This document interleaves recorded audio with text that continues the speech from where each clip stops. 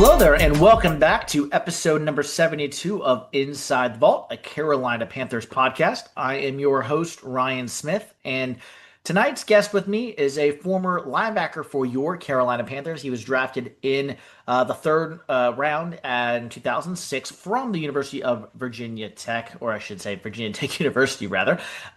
You know him at linebacker, standing at 6'2" inches and at the time, 235 pounds. His playing maybe he's playing weight, maybe not. But you know him as number 50, James Anderson. James, how's it going? I'm doing well, sir. How was everything? It's going well, sir. It's really good to have you on and talk football here in the doldrums of the off season, trying to get content and just keep the train moving. But we'll get there. Let's start with your. I want to start here. When did football come into your life? Was that always your first love? When you remember as a little kid liking sports, was that football? Was that something else? Let's start there. Where did sports come about in your life?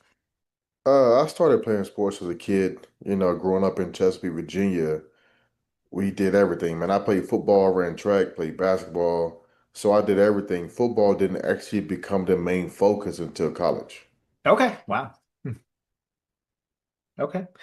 And was there, if you didn't go professional in football, is there another sport that you liked growing up that you would have maybe done if you got the chance? Well, I wouldn't say another sport. I was a track guy, also played basketball. I Okay. would tell people I was about 4 inches too short to play swingman in the NBA, Yeah, I hear you there. or kind of made the decision for me. That makes sense. Um, so then you go to Virginia Tech for college. How did you get to Virginia Tech? What was that process? Obviously, you said you grew up in Chesapeake, so obviously a state school there. But why Virginia Tech? Why the Hokies? Well, Virginia Tech was a college that recruited our area pretty heavily. Hmm. I had a couple high school football coaches that went there. I committed to take my junior year. So we had myself, D'Angelo Hall, we had Yeah. Chris Clifton, Daryl Tapp, Yep. Josh Hyman, Vegas Robinson. So there were a Oh, yeah. bunch of guys, not only from my area, but from my high school that were either going to Tech or already there. So that was a pretty easy decision for me. One, they gave me a full ride. You go where the money is, right? Yeah. That's the first thing. And then two, I had the ability to go to school with a bunch of guys I already knew. Yeah, makes sense.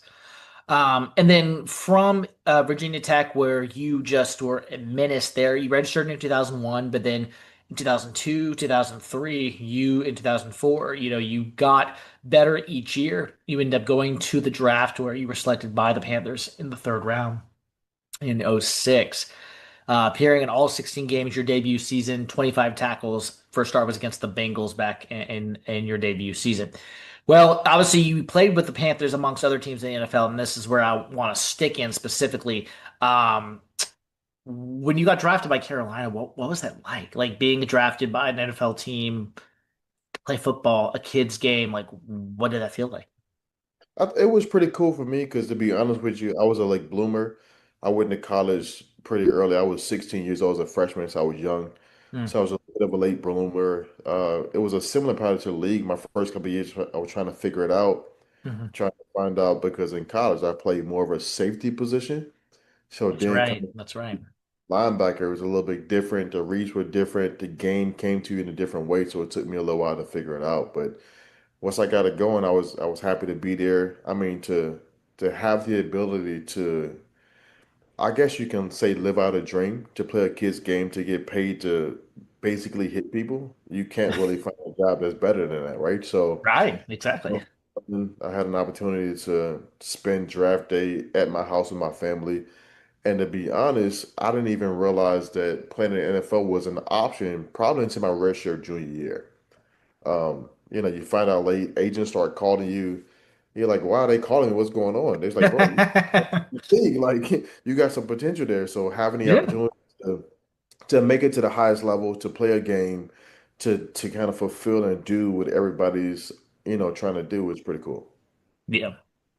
You actually have an NFL connection, which I'll stop and get to now, and we'll get back to the rest of the Panthers. Malik Willis, formerly of the Titans, now in Green Bay, who is a family member of yours. So tell everyone about your relationship with Malik Willis and what you see from him in the league. Yeah, so Malik's my oldest nephew. It's pretty cool to see him now getting some success. Um, I saw him along his journey. I've had several dinners with him, conversations, just trying to see where his head is. What are you thinking? What do you see? How are you processing this? How are you dealing with, the ups and downs and how the league can be? So he's done well with that. I'm happy to see him in Green Bay in a system that fits more of his skill set. I feel like people don't give enough credit to the systems in which these players are drafted. Like Mm, you'll have guys in college that are either All-American or all-world players, and if they get drafted into the wrong sit in the wrong basically scheme, and it puts them in a position to where they're asked to do things that are their weaknesses as opposed to their strengths, you're like, oh, that guy was a dud, or that guy was a flop. No, he wasn't. That guy was a really good player. He just got put in a position to where he was asked to do things that weren't necessarily what he was best at. So you oftentimes see guys that go into systems that fit what they do well, they seem to flourish early in their career and they seem to do better. So I think we don't give enough credit to what team drafts a player and in which scheme in which they play. that's good. And I actually had a couple examples from the Panthers, which we'll get there. But you played in Carolina from 2006 to 2012, and one of the players that you got to play alongside was Jon Beason, who I personally enjoyed seeing both of you guys wreak havoc, and then obviously before the Luke Kuechly's of the world. But excuse me. What about playing with someone like Jon Beason, and that Panthers defense for 6 years that you were on? Was who was probably? I mean, obviously Beason. We obviously all know about. So what was two-part question? One, what was that like playing along somebody like Beason and having that guy as your running mate, so to speak? And then who was somebody else on that defense with you guys that you felt? I wouldn't say maybe that didn't get enough credit, but someone who was kind of under the radar that you felt was a really key cog to those Panther teams back in the early 2010s. I mean, you look at it, first of all, Beast was an amazing player. He's a great guy to be around, always high energy, ready to run through the wall. That's what Beast was. He was ready to run through the wall, ready to, if it moved, he was ready to hit it. And he Yeah. was a really smart player, knew the game, and he reminds me a lot of a Ray Lewis type mentality. Okay. It's Yeah. where they were high motor, high energy. We're gonna give it all we got, and when we die, we're gonna resuscitate and go and do it again. Yeah. That's kind of how he played, right? So that was really cool to kind of be around that kind of energy because I was a smart guy. So I was a scheme, I was a systematic, like I would study all the plays and try to process who's going to do what, when, where, and how. And I really feel like too, my first couple of years, that kind of slowed me down being a methodical kind of guy. Yeah. Once I figured out how to understand scheme, understand personnel, but then let go and just go play, I started to play well. As far as a guy that maybe didn't get enough credit, I mean, if you look at guys like a Chris Draft, a name that most people know but may not know. He I was remember Chris Draft. Yes, Yeah. sir. He was a guy to me that was a leader, and he taught me a lot about the game. Like he was as a guy I looked up to as a linebacker. We spent a lot of time studying film. I asked him a bunch of questions, asked him how he processed stuff. So that was a guy, and to be honest with you, another guy that I leaned on a lot that didn't even play defense was Musa Muhammad. A So lot of guys leaned on him, let's be Moose, honest. and Moose is my guy as a vet. He kind of taught me how to be a professional. Just watching how those guys went about their business, how, Mike Minter, Rutger, Pep, all those guys I had a chance to be around. And I mean, my first couple years in the league, playing behind Chris Jenkins and Make Kimawatu didn't hurt. Like, you play behind those guys, you don't get touched. So, and it's funny seeing full circle now, watching Dan Morgan GM the Panthers, and when I played with him my rookie year. So it's funny seeing that full circle, but guys maturing this. I guess those would be a couple guys that may not be talked about a lot, but that meant a lot to me, especially personally. Yeah. And you end up signing that 5-year deal, your big money deal with the Panthers in 2011, $22 million, 8.5 guaranteed.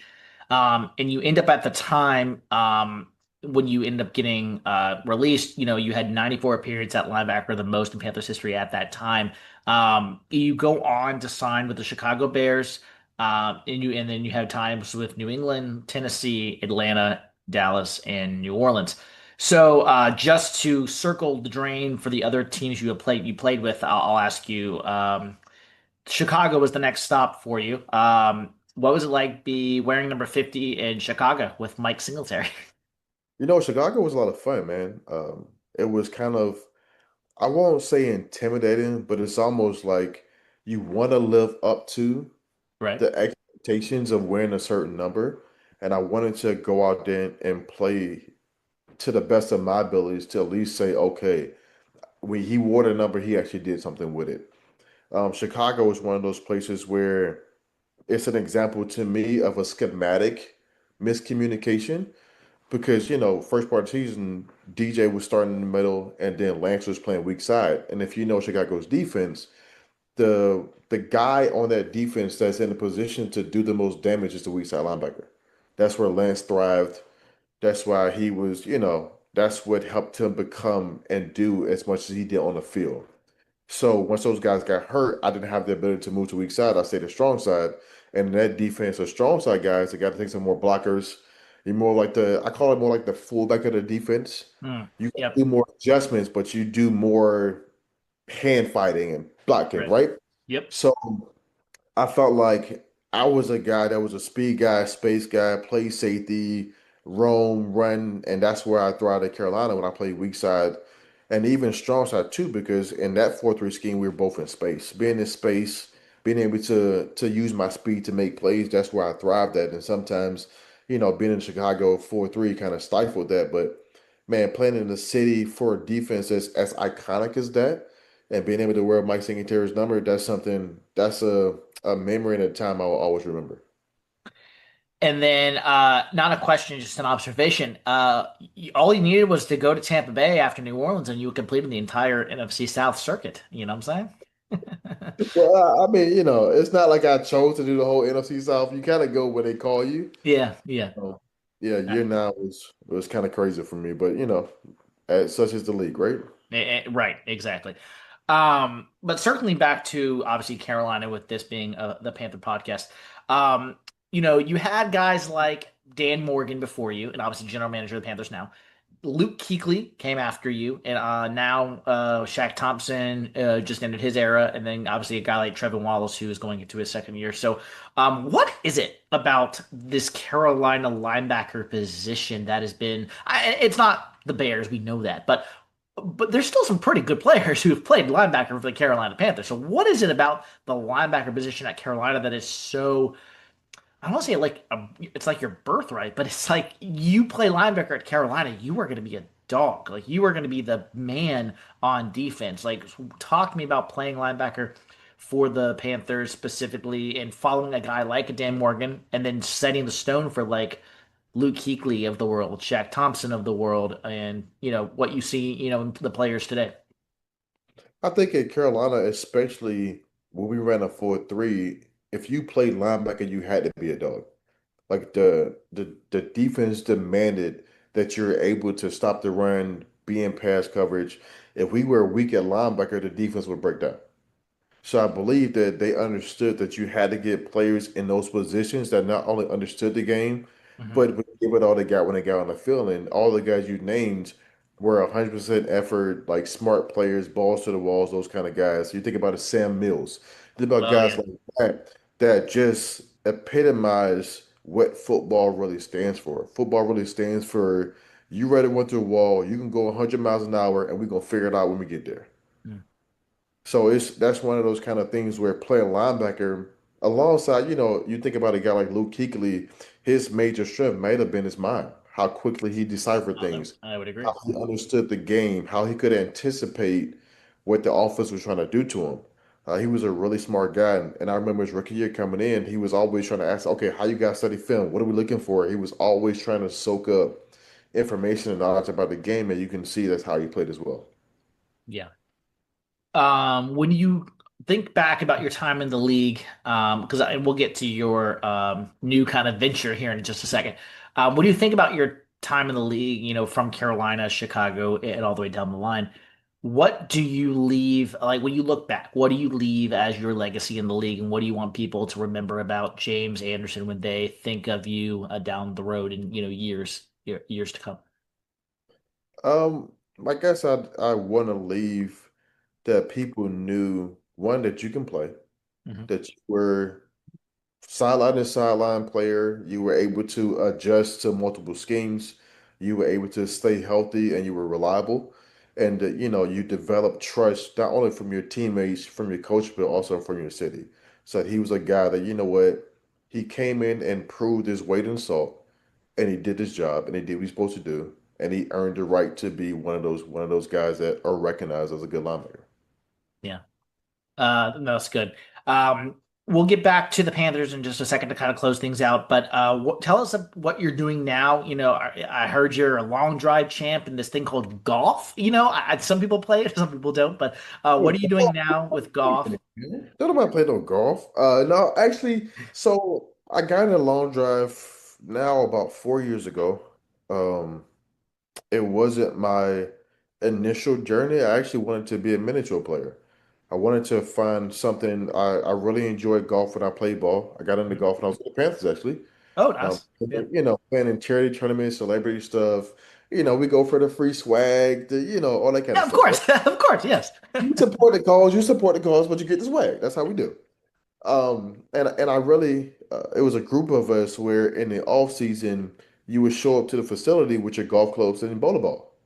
If it rained, we'd go bowling. If it was nice out, we'd go golfing. And we kind of developed some camaraderie and competition around that.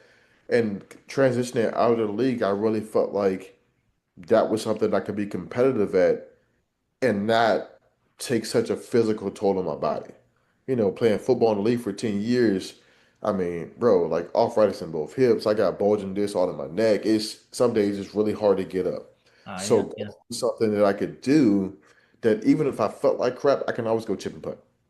You could go for an hour and do something. So, and it's something I would be willing to do for free. Like it didn't, you didn't have to pay me to go play golf. I enjoyed it that much. yeah, So, getting into golf, trying to be competitive, realizing that a mini tour journey was going to take me 5 to 8 to 10 years to get to where you can get good enough to even think about trying to compete.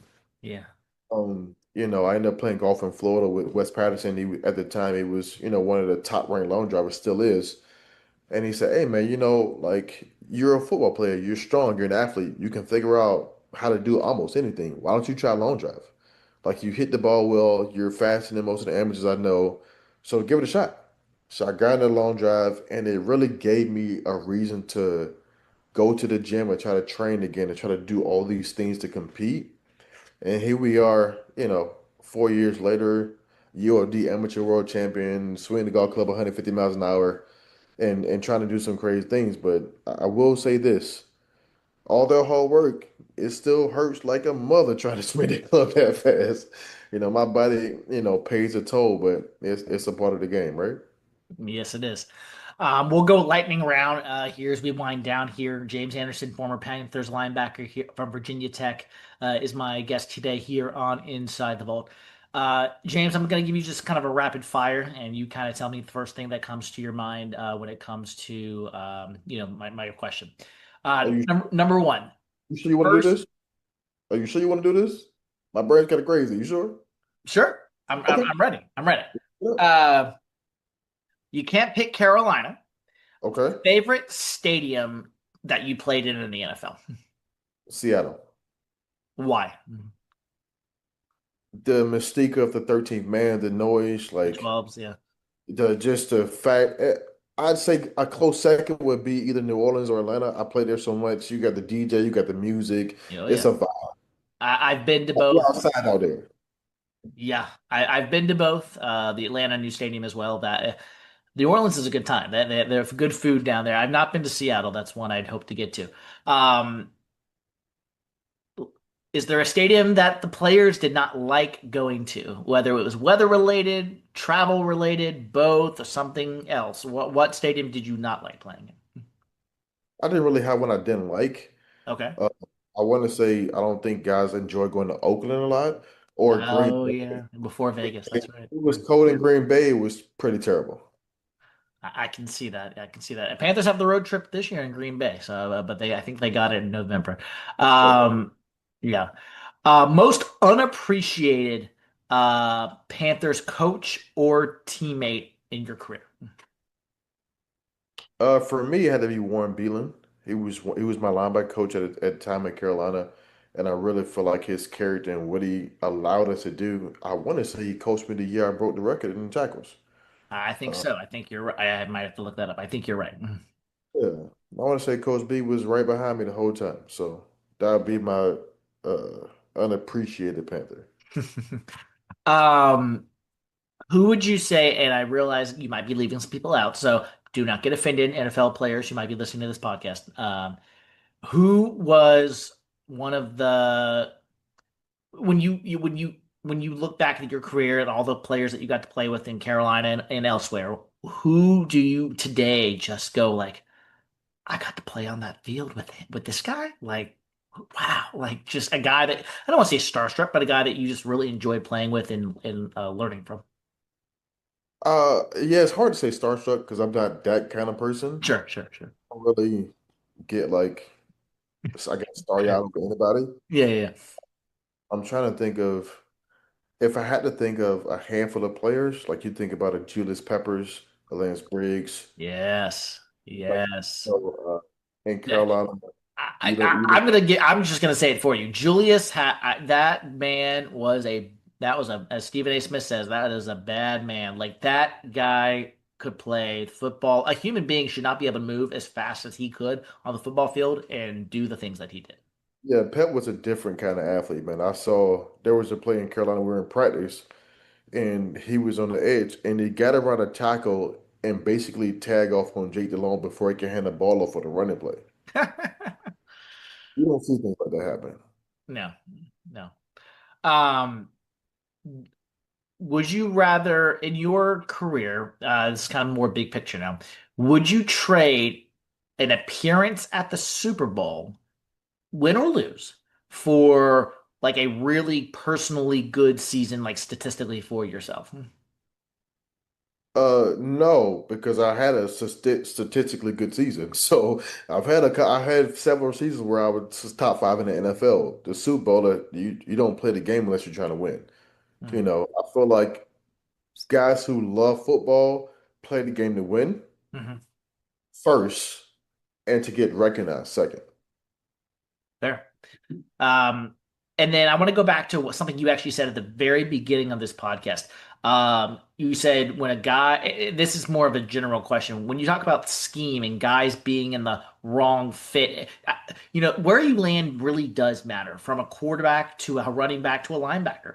And someone that I always talk about with the Panthers, and I know he's obviously not here anymore, and we'll see him this year, is Christian McCaffrey, someone who Panthers were so frustrated that he got traded, but yet people want to act like the Panthers were winning with him when really the Panthers just kind of didn't really know how to use him at the time. Like it was more like a Ferrari that they wanted to just keep using every play. But at some point, you got to be able to do other things besides the Ferrari. What is your thoughts on a guy like you can use the Christian McCaffrey example, you can use somewhere else. A guy that is playing was a good player playing for your team. How do you where's that balance as a coach or as a even as a teammate to not overuse them, not um put them in a position where they're going to either get injured or you still want to keep them fresh. Where's that balance, and why do some teams really struggle with it? I think teams struggle with it because a lot of teams draft the best player available or a great athlete out of college, whatever they did, Mhm. oftentimes without saying, does his strengths and what he does well, is that what we're looking for in this position? I'll give you two things. One, I'll give you a name you may not remember. There was a Panther player that's a perfect example of what you're talking about, Eric Norwood. So Eric Norwood, defensive end out of South Carolina. I do remember him actually. He Yes, was I'm a pretty big Panther nerd. I remember a lot of the players that most people don't. a fourth round pick around a 29, 09, 10, I somewhere think it's around there. 2010. I think it's 2010, but I'll look that up. Go ahead. Norwood was a guy that was a good edge rusher, real good DN from South Carolina. Came in, we put him at linebacker, and he struggled in space and running backwards because his whole life he ran forward. Hmm. So now you're asking the guy to run backwards. Not that he can't, it just wasn't his strong suit, Right. right? So then fast forward, the kid goes to the CFL, and I think he breaks like the sack record or something. So you look at a kid that's talented, that can play football, and you put him in a position that's not a bad position, it's just not his best strong suit. He's a guy that I always think about when you talk about scheme. Obviously, my nephew is another one. Looking at the transition from Tennessee to Green Bay, that's a He's a perfect example. Let me just example. tell you this. I was floored with Matt LaFleur and what he was able to do when Jordan I Love was wasn't, injured. I wasn't because you. What did he do his whole college career at He Liberty? balled at Liberty. He was a baller. He was a spread offense guy, quick throws, getting the ball on space, using leg to create opportunities, spread the defense out, give me some options. He was not under the center, turn around to a two back and hand it back to a running back who's one of the best in the league. Tennessee at that time was a heavy run, big play pass, ground and pound. Still You had know, Derrick Henry, if I'm not mistaken. Vrabel Yeah. was yeah, Derrick Henry. So Vrabel was that defensive minded, physicality, that kind of thing. Could Malik play in that system? He can learn to play in that system. Hmm. But like I said, that doesn't suit his strengths. You look at a team when Belichik was there, like the Patriots. They'll take guys you never heard of and won a Super Bowl with them. And people say, oh, because it was Tom Brady. Obviously, Brady played a big role in it, but Brady at one time had receivers you couldn't name two of them, right? So Yeah. you look at the Patriots, I feel at that time was an organization that said, okay, what do we need? For example, we look at a guy like Brandon Browner, 6'4", 6'5" defensive back. I remember him. Yeah. In New England, he only started against star receivers. They said, we brought you in to cover tall receivers. I got bit by that same thing. They brought me in to play weak side in the 4-3 because at the time, this was 2014, Belichick said we're looking at potentially going to a 4-3. Once you play weak side linebacker, compete for a nickel spot. We got halfway through training camp and we didn't have the personnel really go to a 4-3. So now that puts me on the back burner. And as you know, the Patriots don't need players that's on the back burner. We want you for a specific role. So to a player's benefit or detriment, they were really good at that. And if you look across the league, you look at the guys that you have your generational players, right? You have guys that break the mold like a Pep or like Von Miller or guys like that. They kind of break the mold of what you think they should be able to do. But for the most part, the majority of the guys, even at the top 1% in the world in football, are better suited for one scheme versus another. And the guys that happen to get drafted in the scheme that they're better suited for tend to do not only better, but better earlier in their careers. Mm. No, that's good. I'll give you one for my to close this out. I'll give you one for myself. Looking back at actually at your draft class. Oh, by the way, Eric Norwood, 2010. I was correct. From fourth round pick of the Carolina Panthers. Before going to the CFL. Um, two of your draft teammates actually from your draft class with the Panthers, and no, it's not D'Angelo Williams. Richard Marshall. I really enjoyed his career with the Panthers. I thought he was a very underrated player that didn't get a lot of appreciation in Carolina. He was a ball hawk, always around the ball, and he could a sure tackler. I enjoyed watching him play. Another one is a guy that is actually in the scouting department right now with the Bears and rising up really fast is Jeff King at tight end. Jeff King Yeah. was a great player. Now, I mean, he wasn't Greg Olson, no, but like Jeff King was very dependable. I enjoyed watching Jeff King play football. And now he's obviously doing his thing, in Chicago. Yeah, So, Jeff King was your prototypical tight end. Good blocker, gritty, like hard player, dependable, could run routes, get open, could catch the ball. I had him all the way at Virginia Tech, so I've known him for years. yeah, I was gonna say, yeah, you guys are buddies. I want to say Rich might be in the top 10 of Panther history in tackles as a DB. I'd have to look that up. He might be. He might be. I I'd think have I to. want to I, I'll have to let you know. I'll look that up. okay, Um, might be the top 10. I think, yeah, and then, yeah, I mean, then obviously you've got, we had Brian Burns on our team at one time and Stanley McGlover, obviously, they're obviously family as well. So Yep. yeah, your draft class full of guys who made their impact here in Carolina. Well, James, as we kind of just close this out here, when you played across the NFL, was there a guy, when you played linebacker, did you kind of look up to in the league? Not in Carolina, like somewhere else. Either a guy that came before you, like a Mike Singletary back in the day, obviously, or a guy that was currently in the league that when you played linebacker, you stepped foot in the NFL and you, as a rookie, you were ready to go. Who was it that you kind of looked up to and you modeled your game after as you kind of came into the league? I didn't necessarily model my game after anybody. Names that come to my mind are like a run a lot. That's why I wanted to wear 42. Um, Real gritty, tough safety. Because Yeah. I probably saw myself as a black version of like who was the safety for the Rams at the time? Jason Sehorn. No, safety. I thought he was safety. Maybe he wasn't. I Okay. want Who was the safety? It was a bigger safety because I actually worked out for the Rams as a DB at the draft, at the combine. I had to do DB drills because they Did were the coming. Rams draft him in '06? Mm, I'm trying to think of what his name was. Drew a blank. Anyway, Yeah. I saw myself as a bigger safety, earlier version of what you would look at like a Cam Chancellor type player. Um, so I just really wanted to come in and do the best I could do. Like I was a smart guy. I don't like making mistakes, so I study extra hard. So I just wanted to make sure that I was in the right place at the right time.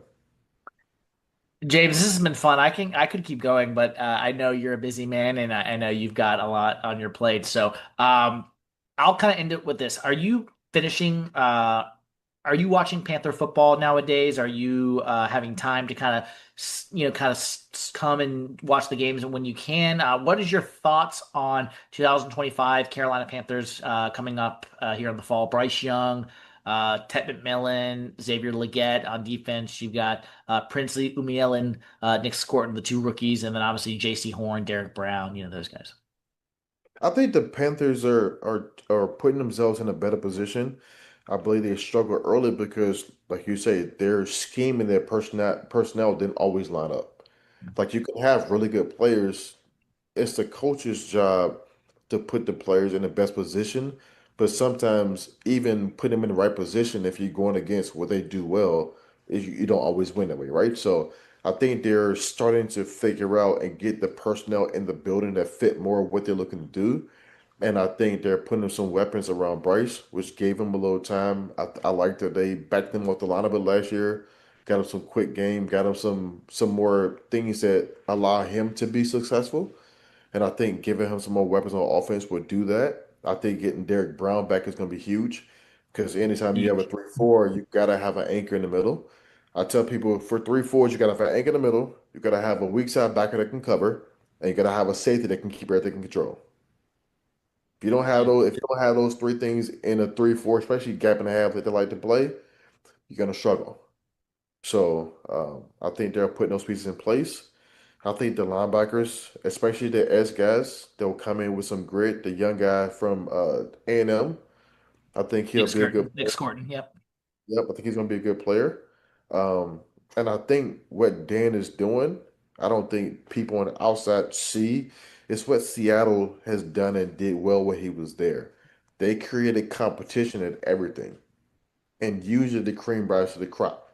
You compete in the game, should be competing in practice like you do in the game. So he's trying to create an environment where there's a competition across the board and you're fighting every week to be the starter. And I think when you do that, you'll either find the guys that you bring the best out of them and they can nut up and do it, or you'll find the guys that go in the tank and they won't last long. This has been so fun. Last question. Let's talk about, let's just end it on your coaches that you played for in Carolina. John Fox, Ron Rivera. Talk to me about those two gentlemen, the influences that they had on your career and your life, and what was the main difference between those two guys as a coach in the NFL? Man, Fox was my guy, man. I tell people now, they always ask me the difference between what I see in the game now and what it was when I played, as well as why some of these guys are getting injured so much. And Please enlighten me. I really feel like what's happening is you have a game that's increasing in speed. Mhm. You have a balancing act of keeping guys healthy and fresh versus giving them enough resistance and stress to prepare for a season. So now you have the PA and guys that support the players. Say, listen, these guys need less padded practices. They don't need tour days. You don't need, padded practice during the season, Yeah, which is potential wear and tear of your body. But I feel like the disadvantage to that is guys don't put their bodies under enough stress to hold up throughout the season. So you're seeing more injuries, especially in non-contact, because if you're not practicing full speed and then you go to a game, you go to a game and try to run full speed, your body's like, whoa, what's this? What's going on? I don't know how to deal with this. So you look at guys like a Jerry Rice, a Steve Smith. You look at guys like that, and you say, boy, they're in practice 100 miles an hour. That's because in the game, they have to be 100 miles an hour. And I remember coming this year, the Panthers games, my boy D Hall, I mean, I know since third grade, he was one of the defensive back coaches.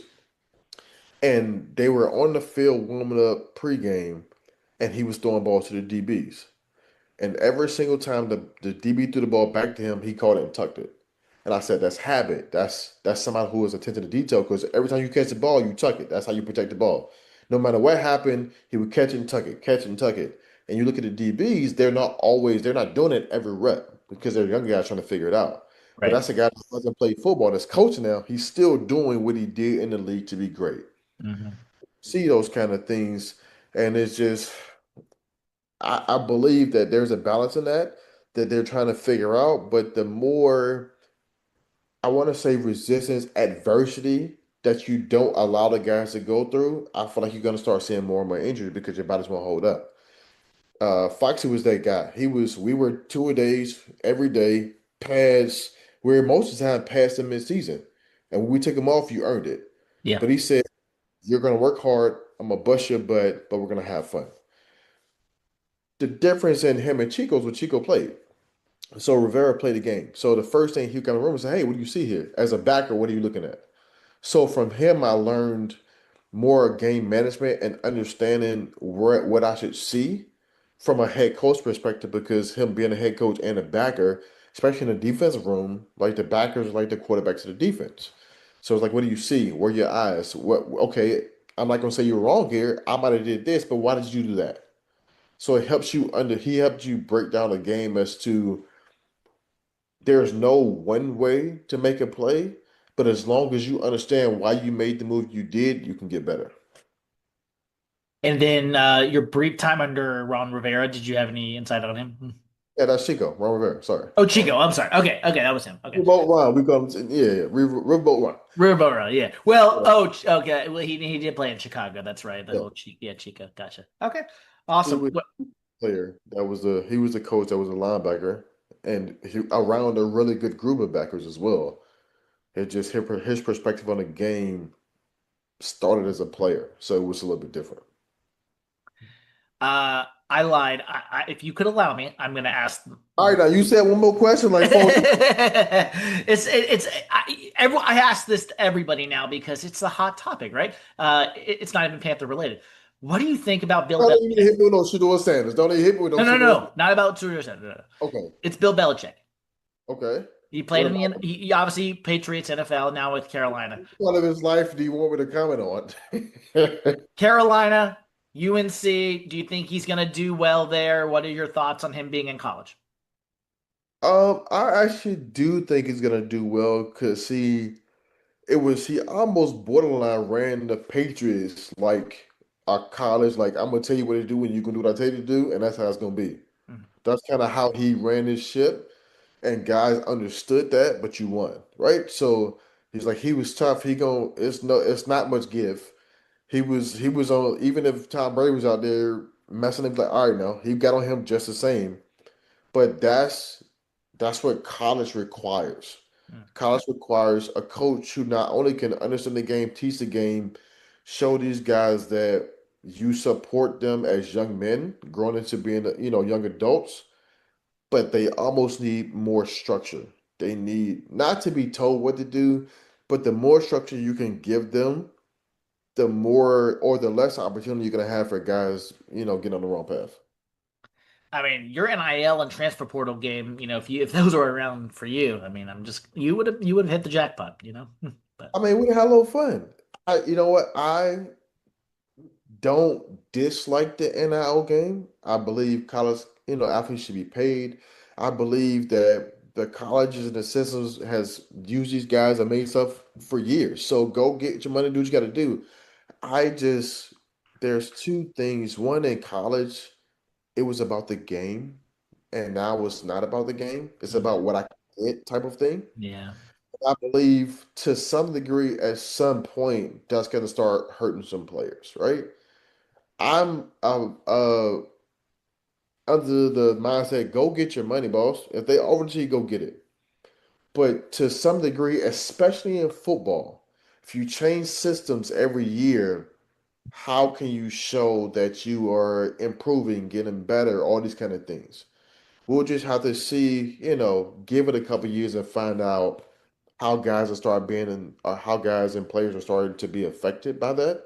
I yeah, just believe, especially for me or guys like me that were late bloomers, either one, you don't get NIL, or as you chase the money to go around, you may not give yourself to develop into what you could potentially be.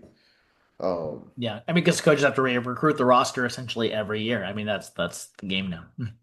Yeah, yeah, I mean, it's basically on one-year deals, yeah, which is kind of weird in college, but yep, I mean, let these guys go get the money. Have a lot of it. To be honest with you, you'll have more guys probably in college making more money than they would in the league. To be honest with you, yeah. so get it while you can. James Anderson, where can people find you? Where can they connect with you? You can follow me on Instagram at 42 James Anderson. I'll put kind of my competition, my training, what's going on in life. That's kind of all flows through there. Um, yeah, so that's probably be the best place to find out. Awesome. Well, thank you for coming on Inside the Vault. It was a pleasure talking with you, and we'll talk to you down the road. All right, thanks, boss. And that'll wrap up episode 72 of Inside the Vault, a Carolina Panthers podcast. I'm your host, Ryan Smith. Rate, review, and subscribe wherever you get your